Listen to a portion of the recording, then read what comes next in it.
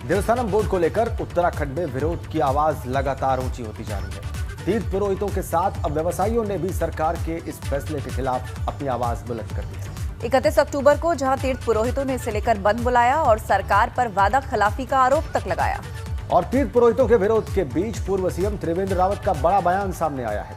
त्रिवेंद्र रावत ने चारधाम देवस्थानम बोर्ड उत्तराखंड के गठन को इतिहास में सबसे सुधारात्मक कदम करार दिया है। साथ ही केदारनाथ में उनके खिलाफ हुई नारेबाजी पर कहा कि बाबा केदार सबको माफ करे। हमारे देश में तमाम जगहों पर ट्रस्ट है, बोर्ड है, ऐसे में मंदिरों का ढंग से रख रखाव हो रहा है। कल की जो घटना घटित हुई है उस पर केवल इतना कहना चाहूँगा कि बाबा केदार इन सबको माफ करे, क्षमा करे। जो कुछ भी हुआ वो देवभूमि उत्तराखंड की जो पहचान है उसके अनुकूल नहीं हुआ। चारधाम देवस्थानम बोर्ड को लेकर के जो विरोध किया जा रहा है, देखिए तो बड़ा स्पष्ट समझ लेना चाहिए कि इसमें 51 मंदिर और भी हैं जिनमें रख रखाव की भी समस्या है।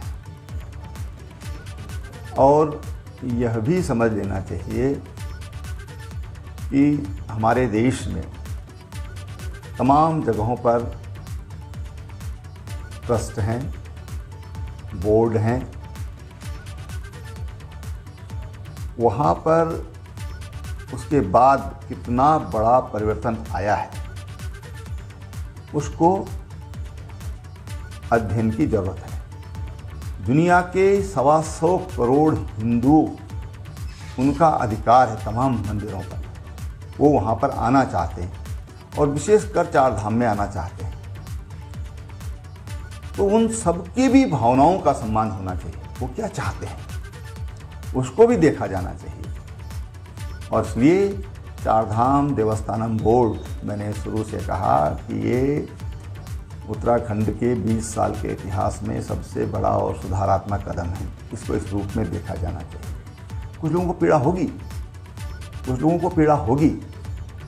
हमको चिंता उनकी करनी है कि जो अपनी पीड़ा के कष्ट को हरने के लिए यहाँ पर प्रार्थना करने के लिए आते हैं। तो सबसे बड़ा सुधारात्मक कदम इसको उत्तराखंड के इतिहास का बताया है पूर्व मुख्यमंत्री त्रिवेंद्र सिंह रावत ने। अब उसके बाद क्या वातावरण है, बयान आपने सुन लिया।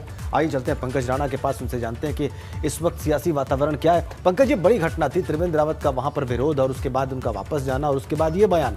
प्रधानमंत्री को 5 नवंबर को आना है और इस तरह से वहां पर माहौल बना हुआ है, वातावरण बना हुआ है। क्या हो सकता है आने वाले 2-3 दिनों में, इस पर प्रकाश डालें आप।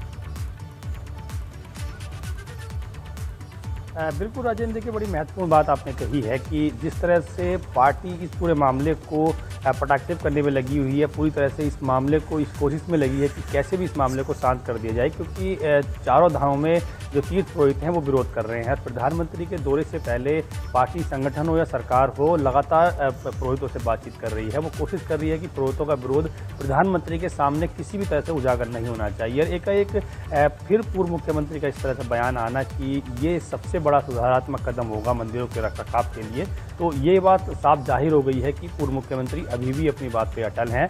वो भंग, जो देवस्थानम बोर्ड है वो इसको भंग करने के पक्ष में बिल्कुल भी नहीं है, क्योंकि पहले भी वो कह चुके हैं कि ये भंग नहीं होना चाहिए। लेकिन सरकार का ये मत है, सरकार इस तरह की कोशिश कर रही है कि इसमें बीच का रास्ता निकाला जाए, ताकि जो तमाम तीर्थ पुरोहित हैं उनका जो विरोध है वो प्रधानमंत्री के सामने तक ना आए, तमाम जो नेता आने वाले हैं भाजपा के उनके सामने आए। इसके साथ साथ एक बड़ी बात यह है कि जिस तरह से किसान आंदोलन उत्तर प्रदेश में बढ़ रहा है, ऐसे ही तीर्थ पुरोहितों का आंदोलन इन 3 जिलों में सबसे ज़्यादा बढ़ रहा है, उत्तरकाशी, रुद्रप्रयाग और चमोली। और चमोली की जितनी भी विधानसभा सीटें हैं, चाहे हम रुद्रप्रयाग की बात करें या उत्तरकाशी की बात करें, तो ये तीर्थ पुरोहितों से ही प्रभावित है। इनमें भाजपा को बड़ा झटका लग सकता है। इसके साथ साथ अब व्यापारी मंडल भी तीर्थ पुरोहितों के साथ हो गया, दूसरे समाज के लोग भी लगातार तीर्थ पुरोहितों के साथ खड़े हो रहे हैं। तो इस बात से कहा जा सकता है कि यदि सरकार और संगठन इस पर कोई बड़ा फैसला जल्द नहीं लेती है तो इसका बड़ा खामियाजा भारतीय जनता पार्टी को भुगतना पड़ सकता है। चुनावों में कहीं ना कहीं ये हार का भी इसमें भाजपा को को सामना करना पड़ सकता है। वहीं अगर